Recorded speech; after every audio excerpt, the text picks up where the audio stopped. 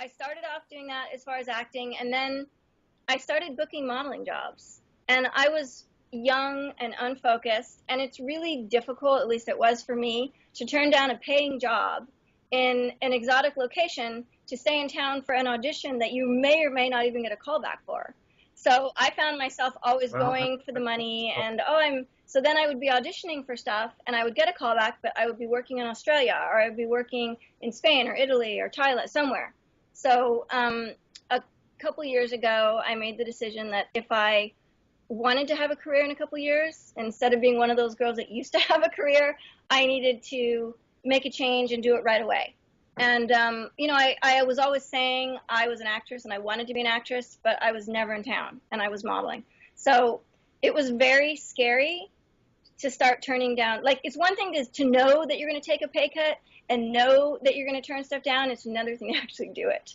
And I remember when I first decided, I booked a job in Thailand, I booked a job in Jamaica, and I booked something in the Caribbean, all in the space of like 2 months. And I was like, but I'm like, I said I'm doing this.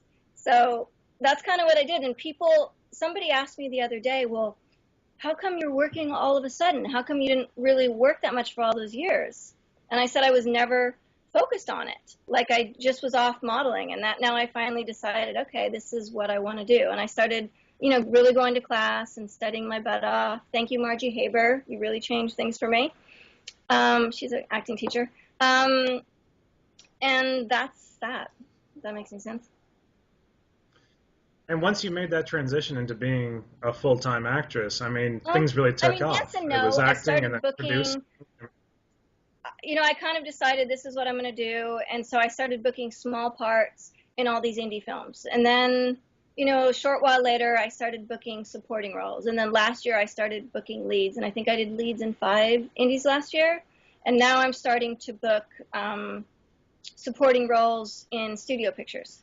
So, and that's kind of my goal, is to, transgress more into the studio world, and that's really my focus now. Not that I don't love the indie world, because I do, and I'm thankful for what I have in it, but while, doing that, I'm sort of pursuing the direction I'd like to go. Yeah, you're walking your own natural progression that you've started yourself, which is a great thing. That's actually really awesome to do. To be able to progress your career like that's a great thing to do. It's not often that people are able to trace such a rapid growth from not really anything at all to indie to I feel like budget I pictures. don't have. Somebody asked me the other day in another interview, and failure is really not an option, because I don't know what else I would do. So I don't have a choice. I'm like, I have to succeed because I'm not qualified to do anything else. So, that's not true, but there's really nothing else I want to do. So, yeah, I really am like, this is what I want to do, and it's why, and I am really psyched about it. I love what I do. I wake up every day and I'm excited. So it doesn't feel like work for me, and I am excited to go to class. It's why I just think, okay, what do I want and how do I get it? And I always look at people who are more talented and more successful than me. I'm like, what are they doing that I could be doing as well? And I'm always motivated and inspired by, people who are more successful than me. That's fantastic. This is a real proof of that adage of do what you love and you'll never work a day in your life. Luckily, I'm on set filming more often than not, but I think it's a result of all my hard work and the years that I've kind of put in. And someone asked me stuff about the horror industry recently, and why I'm doing a lot of horror films, and it seems, first of all, they're the most fun to make. The horror fans are the best, as we discussed, but it also, there's so many films being made, and there's just such a market for it that there's just more opportunity there. And horror is one of those industries that, you can throw a quarter and probably hit someone who's been in a horror movie out in LA. Mm-hmm. Not to say that they're all quality. Yeah, there are definitely different levels within the horror genre. But horror, I think, has so many different levels of quality. But I think the one thing that certainly we at Horribly Hooched try to espouse is that that's a big word. You have to respect the... Try to espouse? What? That was a 25-cent word there. Sorry, continue. Sorry, I'm going to shut up. I'm sorry. I'm not my drunken self. We try to talk about the things that don't make the tell people you happy. You know. What? I'll tell you what. Is that at each of these echelons, each of these tiers of horror, there are so many things to be respected and valued. Like, I mean, look at, say, Alice D, for example. Not the highest budget feature, a single location, but with the materials that Jessica had at her disposal, she crafted an absolutely magnificent from what I'm told, piece. it's an absolute masterpiece for the budget and everything. Yes, I mean, I can't even believe that she's a very smart was that budget filmmaker. because you know it's picking the right cameras, all these different things, and then just the way that it was composed. I mean, that's the kind of talent that needs to make it to the AAA market. Was amazing. Very fortunate to have him on the film, I have to say. It's gonna floor you. It's gonna floor you, I guarantee it. And how was I in it, by the way? So let's bring us back around. So we talked about Circus. I said how was I in it? I'm just kidding. No, you were fantastic. No, you were actually one of the reasons that I wanted to talk to you. I mean, I didn't even realize that you were in the movie before I saw it. I had very little information going into it. And I saw your face pop up, and I was like, I just saw her in another. It's Chanel fucking Ryan. And that, and real quick. Hail Kane. Kane Hodder. Really great. What was he like? Very nice guy.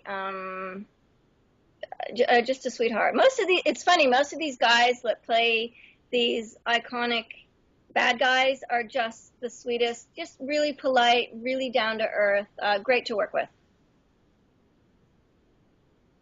Yeah, I mean, I know I don't want to be that asshole who's like, as soon as I hop on an interview, ask you about everyone else you worked with, but it's just that Kane, you know, has played some very iconic roles in the industry, and it is funny that we've heard this almost unanimously about those who have played the biggest serial killers and psychopaths are just the gentlest souls in the world. These guys ever. Which is very heartening, you know. Yeah. All right, so Circus of the Dead, Dead Sea. You know what? Real quick, what's up with this full tactical weapons training? Well, no. In truth, was it just for fun, I had or was it a need to learn to defend myself, and yes, and luckily I have a friend, Caesar Ascutino, who owns a company, Tactical Operations, and he trained me, and I feel like it turns out I'm a very good shot. I'm good with the manipulations. I'm fast. And when you have no choice but to learn how to defend yourself and learn quickly, I think you're highly motivated. So it turns out I'm good at it. And so from there, once I just realized I was good at it, and there is a need for it within the industry. There's so many jobs that if you have weapons training, it gives you an upper hand. And I have, a little bit of combat training as well, and with knives and all that. So we really started training me up, and we're actually going to do a series of how-to training videos. I'm doing a film coming up where Halo Theory, which is another. I love it how they try to make grandiose. It's a horror film. They call it like a sci-fi horror. It's a horror film, and we're getting ready to shoot that in New Orleans. And I am the female lead in it, and I get to use my weapons training fighting the infected. Which I'm really that's my whole reason for doing the film. I can't wait. Yeah, machine guns. I wanted to the see whole you thing. kicking some serious ass. Kick some zombie ass. So excited about that. Yeah, but we are doing a series of training videos. I realize that there is a need for it, and I don't think that there are really any women out there doing it. So we're going to do a series of them, and I keep saying next month, but we really are trying to get it done by the end of summer. So. Oh yeah. Well, keep us posted. Cool. We'd love to be able to promote that. So, of your upcoming projects, 11 of which you have ready to go out, is there anything that you'd like to talk about in particular? To tell you. Okay, we talked about Circus. I'm very excited about Circus of the Dead, and So are we. That is next on the list. Yeah, and that's the biggest one we're the director, really Billy Pond, Hillbilly, is they're in the process of sort of negotiating with distributors now, so hopefully we'll know something fairly soon as to if it's going to get a theatrical release, or provided that he's it's going to obviously have to be edited to make that happen, or if it's going to go straight to VOD or DVD. But I'm excited about Circus of the Dead, and we are doing a few more appearances with that, like screenings with that, before the year is out, and I think they'll be announced, as they kind of are confirmed. So people keep asking, where can we see it? Where can we see it? And for right now, the only place you can see it is at one of the events or appearances we're doing where we screen it, and usually it's myself and Parrish and Bill, depending on our schedules, Bill, that will come out, and possibly the clowns as well. Well, we'll be sure to keep that information as handy as possible, and as soon as the film is ready to be reviewed, we'll get that rocking. And the director is being very cautious with releasing screeners, because when his film Dollboy came out, it was bootlegged like crazy. So now, he's just being very cautious, and rightfully so. We all worked really hard on it, and he is trying to get a good distribution deal with it. And if it's all over the net because, one person posts it, then that kind of goes. Which is good. Yeah, he's protecting his property, which is like, this is what we all worked on. I want you to all enjoy this. I got to protect it. That's good. That's understandable. So we'll be on tap for that. You don't want to know about Mind Puppets because that's a comedy, love addict romantic comedy.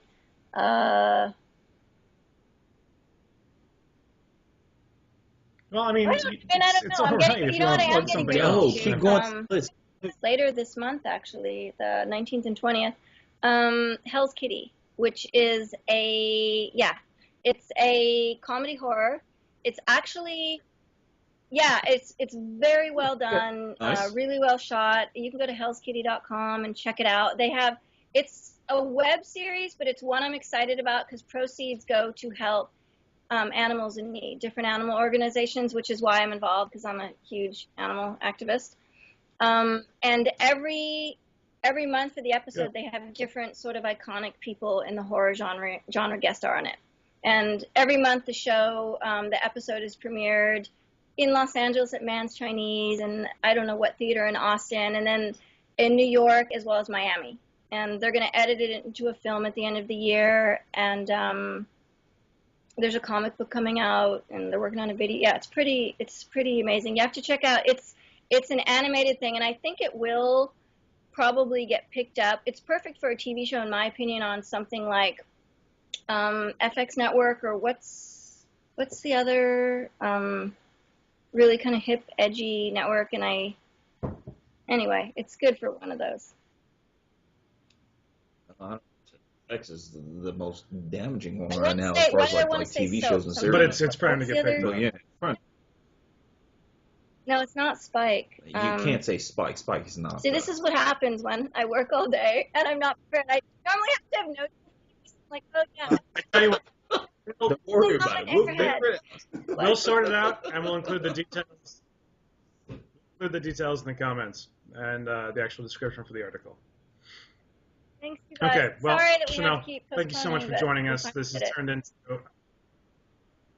Now, it's fine. Whenever I hear personal issues, believe me, we're just a lowly blog graced by your presence. Thank you. It's lowly blogs like you and we can't thank you enough. Build my fan base and allow me to keep doing what I love. So thank you. We're not worthy. We're not. We do this. Party on, Wayne. Party on, Clark. All right. Well, thanks. Oh. Thank you. Well, thank you very much. And congratulations on your success. Congratulations to you. So, thanks so much for joining us. We're going to have to do it again once Circus of the Dead drops. We'll do a sync up with you. And in the meantime, keep trucking, and please keep us posted as to your many fantastic Well, you guys have a great night, and thank you for having me. I can all right, see. Chanel. No, we will. We still got booze. Yeah. There's a liquor store behind you. All right, bye, Chanel.